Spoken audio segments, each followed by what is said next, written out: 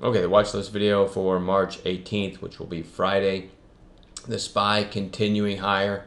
I mean, look at this trajectory and this move from the February lows, or the double bottom from the year.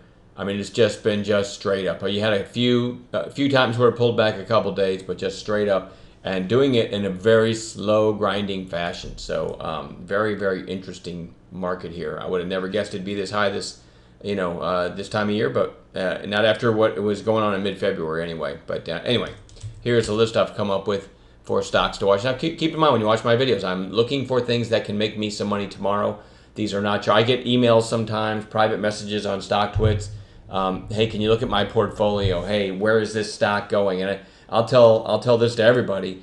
First of all, nobody knows where a stock is going. So a lot of people don't understand that. As traders, we place bets kind of based on if-then scenarios, right? If this stock gets to this point, there's a good chance it's going to get to this point. And then you place your bets and so on. Personally, I don't hold overnight ever, so everything I do is on an intraday basis, so I try to find stuff that might give me a good trade tomorrow. All right, having said all that, ZYNE, just another red day today, closed near its lows, but 3 days down, it's almost filled the gap. Good candidate for a bounce play. It's following this GWPH, and so if GWPH gets going, you could look to ZYNE. I don't know. I like it. Let me go back to the chart. I like ZYNE as a potential bounce play. I did trade it a couple times today. I ended up making, I don't know, $400 something in that stock today, but it doesn't trade well. I can tell you. I had 2 different trades in it, and I made money on it both times, but that's because I play everything pretty tight, and if I get a move in my favor, I sell some, so then I have what I call free shares on the rest. If it comes back to my entry, I'm back out the rest. So that's what I teach, and that's how I trade myself. But so I do have a little experience with this one, and I don't like the way it trades, so you want to be careful with it. But if GWPH is running and this one hasn't broken its early highs yet, something like that, you might catch a nice trade in it. All right. GBIM, kind of a similar chart, big move, 4 days lower. That's a low price stock, but I don't know. It's worth having on balance watch. VRX, just another red day. Down below 30 now. 3-4 sessions ago, this was 70. So goes back on bounce watch. If this one can trade in a narrow range for a while and then break its early high of day, you could get a little mini short squeeze. That's not a bullish chart that you're looking at by any stretch, but it is oversold, and a lot of people piling in short will have to cover it. This does give a decent bounce. So again, I'm not an investor. I don't know where this thing's going, but if it gets me the right intraday setup, I will take a long trade in it.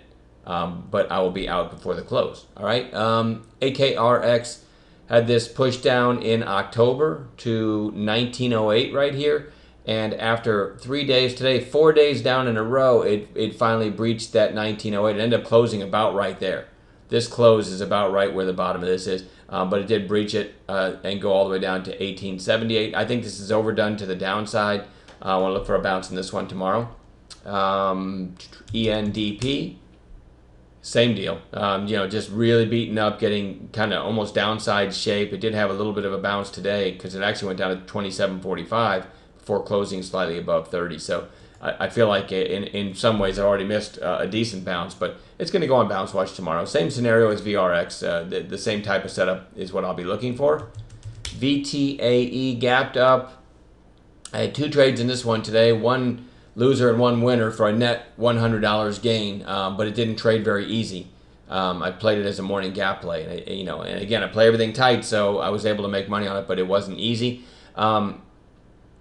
I don't know. It closed near its lows. Maybe come in another day and it goes on bounce watch, but sometimes these things can get going the very next day. So I'm already putting this on bounce watch because it closed near its lows. But I'm not in love with that one, but certainly had nice volume today, so we'll keep our eyes on it. KNDI kind of found equilibrium today. Potential long here. A lot of times when a stock gaps up on earnings, they go into a range, and it's in a range from 950 to from $8 to 950. It did take that out to the downside today before closing back up in that range. Tomorrow could be an up day. Again, it's not something I'm in love with, but volume's tapered off since the big breakout. It's worth watching for a potential long. ENOC, had this huge spike here. That took it up to 773, and then you can kind of picture a little cup and handle since then. It's been this is the handle portion of it. This high back here, 744. Today's high, 747. So we get up over the half, over 750. This one might make a run at the 773, and if you get above that, it could push through 8. So it's a decent setup there in ENOC, EMES. I think this is a low-priced oil stock. All the way back in November, made a big 2-day move to 828 from 449 in like a session and a half. And then it's been doing not much ever since, and then put in a lower high here of 662. And then today, nice volume, so it has my attention.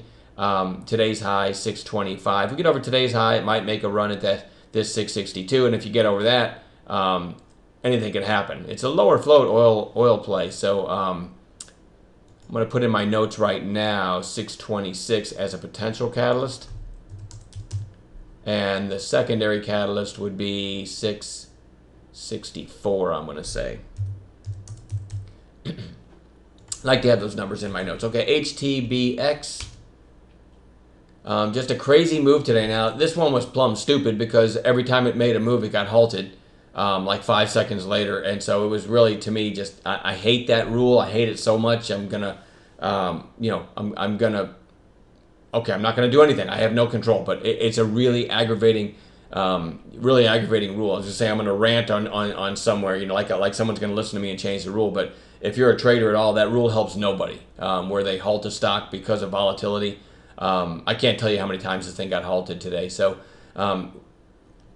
pretty hesitant to put it on watch, but because it was moving so nicely before the halts, I'm going to put it on watch. But keep that in mind. This thing, for whatever reason, gets halted really easily. I guess it's all a percentage basis of the price, the percentage amount of the move in a certain period of time, and who knows what the formula is. But anyway, aggravating, but you got to deal with it. So remember, that's one that you don't have to trade. This TMST did break above this area I talked about in the video last night. It ended up going as high as 928.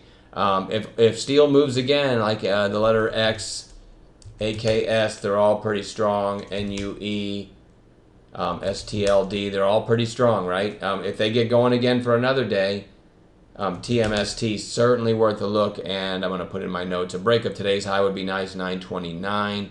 Might just get it to to go retest that whatever this recent high was, 1029. So that's what's in my notes, potential 929. We will be stalking gappers in the morning as well, but that's plenty to watch tomorrow. So I'll leave it at that. Have a great night, and we'll talk to you tomorrow.